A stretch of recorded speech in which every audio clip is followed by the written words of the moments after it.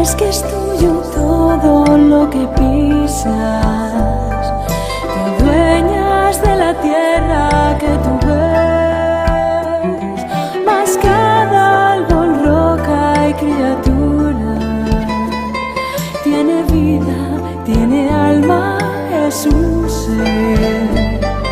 Parece que no existen más personas que aquellas que son igual que tú. Si sigues las pisadas de un extraño, verás cosas que jamás soñaste ver. ¿Has oído aullarle a la luna azul?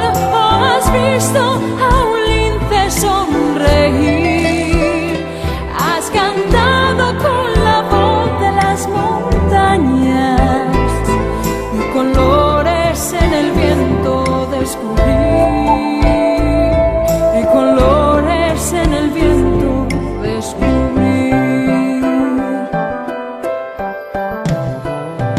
Corramos por las sendas de los bosques, probemos de los frutos su sabor. Descubre la riqueza a tu alcance, sin pensar un instante en su valor.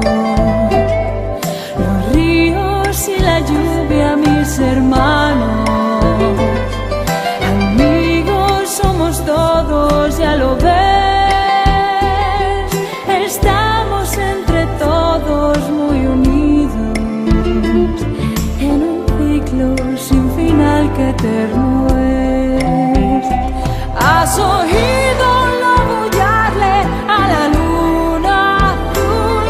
¿O has visto a un lince sonreír? ¿Has cantado con la voz de las montañas y colores en el viento descubrir? Y colores en el viento descubrir. Cuán alto el árbol crecerá si lo cortas